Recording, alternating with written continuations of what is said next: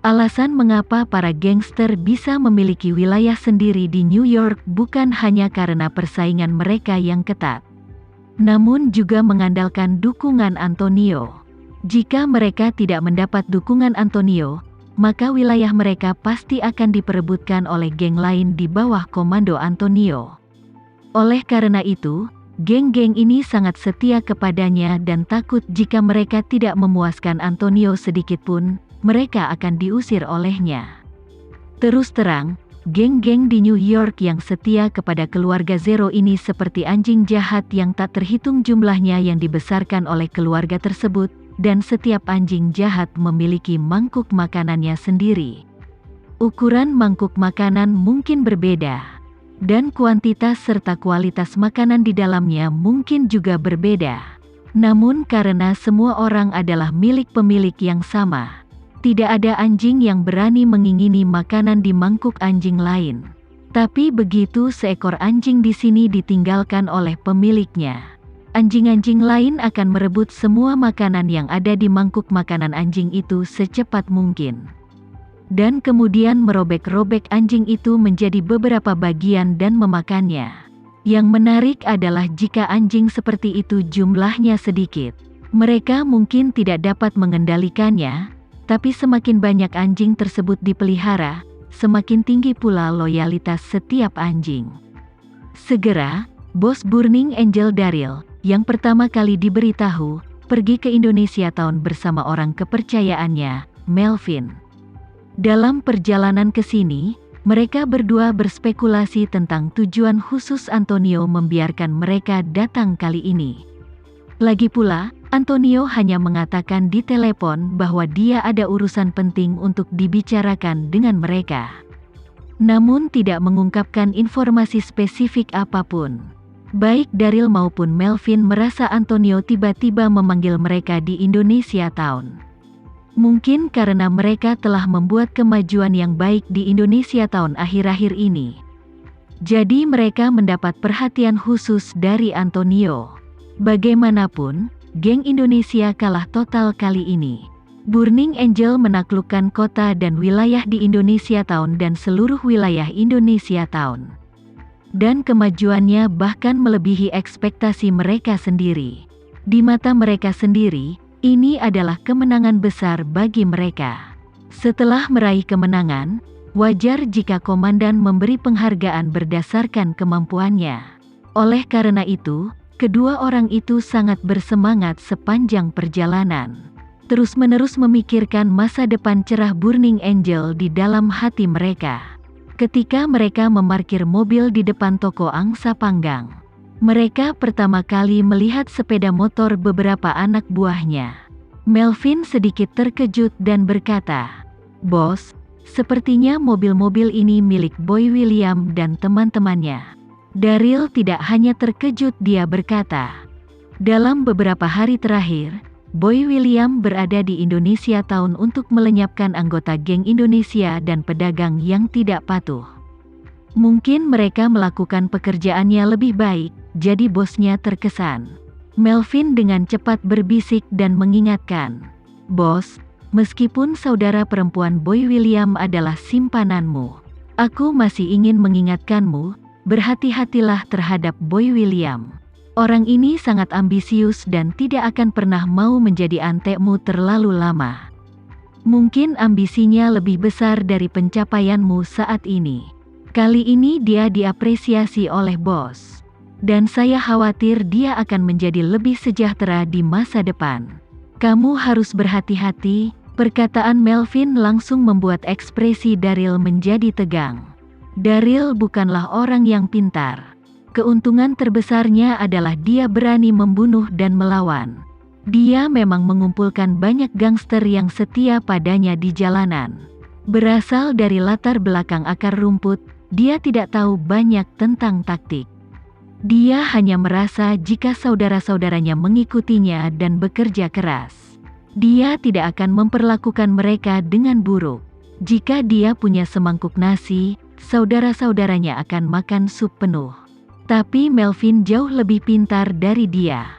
Ketika Melvin lulus SMA, dia adalah satu-satunya siswa terbaik di lingkungan kulit hitamnya yang diterima di universitas negeri yang serius pada tahun yang sama. Di lingkungan tersebut, tingkat kejahatan dan perceraian hampir mencapai tingkat yang tinggi. Banyak anak muda belajar menembak dan menggunakan obat terlarang sebelum rambut mereka tumbuh. Jika tidak ada baku tembak di lingkungan sekitar setiap hari, semua orang yang tinggal di sini tidak akan bisa tidur karena terlalu banyak keheningan. Dalam lingkungan seperti itu, Melvin bisa diterima di universitas, yang menunjukkan bahwa pikirannya berada di luar jangkauan orang awam. Namun, setelah Melvin kuliah, ia merasakan kesenjangan yang sangat besar dalam kuliah karena kemiskinan keluarganya. Dia melihat orang-orang kaya mengejar uang secara berlebihan dan pengejaran fanatik terhadap orang kaya oleh teman sekelas perempuan. Tapi dia, karena kekurangan uang dan warna kulit, dia diasingkan dan dikucilkan oleh teman-teman sekelasnya. Sejak saat itu, Melvin tersesat. Ia mulai mencuri barang milik mahasiswa lain di kampus, termasuk ponsel, komputer, dan sepeda. Selama bisa diubah menjadi uang, dia tidak akan melepaskannya. Jadi pada tahun kedua kuliah, dia dikeluarkan dari sekolah tersebut. Putus asa, dia bergabung dengan geng yang dia temui saat dia menghapus utangnya, yang merupakan pendahulu dari Burning Angel. Mengandalkan pikirannya sendiri, Melvin secara bertahap menjadi orang kedua di Burning Angel, memenangkan rasa hormat Daryl. Namun, Melvin selalu khawatir bahwa posisi kedua di komandonya tidak cukup stabil. Dan dia merasa ancaman terbesarnya adalah Boy William. Oleh karena itu, Melvin memanfaatkan kesempatan itu untuk mengatakan hal buruk tentang Boy William dan meminta Daryl untuk lebih waspada terhadap Boy William. Namun yang tidak mereka berdua ketahui saat ini adalah hidup Boy William sudah berada di ujung tanduk. Dan situasi mereka saat ini juga akan mengalami perubahan besar. Tak lama kemudian, mereka berdua memasuki toko angsa panggang. Di lantai pertama restoran angsa panggang, Antonio, yang kakinya patah dan kehilangan dua telinganya, sedang duduk di belakang meja di bagian terdalam hotel, menghadap pintu, mengenakan topi wol.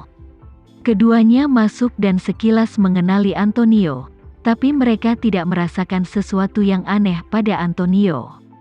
Satu-satunya hal yang mereka tidak tahu adalah mengapa dia mengenakan topi wol, yang membuatnya tampak tidak mencolok. Begitu Daryl masuk, dia berkata kepada Antonio dengan sangat hormat, "Halo, bos." Melvin juga berkata dengan hormat, "Halo, bos." Antonio menatap mereka berdua dengan tatapan rumit dan berkata, "Daryl, saat kita tiba di Suriah di masa depan, jangan salahkan aku." Daryl bingung dan tanpa sadar bertanya, "Bos, apa maksudmu? Siapa yang akan pergi ke Suriah? Apa kita akan pergi ke Suriah?" Antonio menghela nafas dalam-dalam. Tama telah menyuruhnya untuk menceritakan rencananya secara jujur kepada mereka. Malam ini, dia akan memanfaatkan Antonio untuk mengundang para pemimpin semua organisasi di bawah komandonya. Dan bos kedua satu demi satu, lalu tangkap semuanya. Besok pagi, saat Yoshua tiba, dia akan membawa pergi semua bos geng ini. Dan biarkan bos kedua melihatnya dengan matanya sendiri. Setelah menyaksikan bos dibawa pergi oleh Yoshua dari front Cataclysmic, dia mempromosikan orang-orang kedua ini menjadi pemimpin tertinggi dan meminta mereka mengambil alih geng mereka.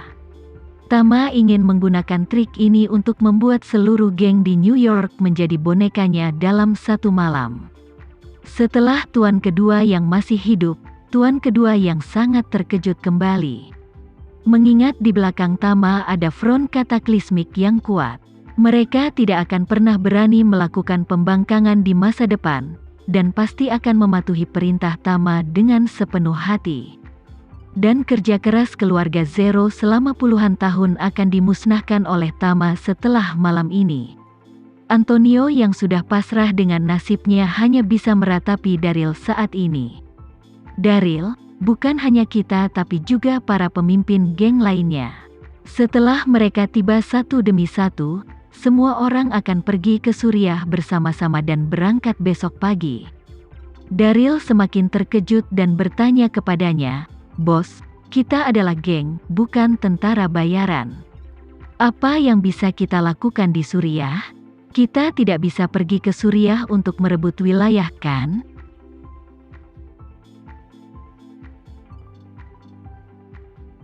Sekian dulu ya video kali ini, kita lanjutkan lagi videonya di lain waktu. Oh iya, bagaimana menurut kalian? Semoga bisa sedikit menghibur kalian semua. Untuk teman-teman yang baru nonton, jangan lupa subscribe ya, hehehe. Dan kalau teman-teman ada yang ingin gabung langganan, bisa langsung gabung saja untuk dapat fitur yang menarik dan sedikit membantu Mimin. Terima kasih banyak sudah menonton, sampai jumpa lagi, bye.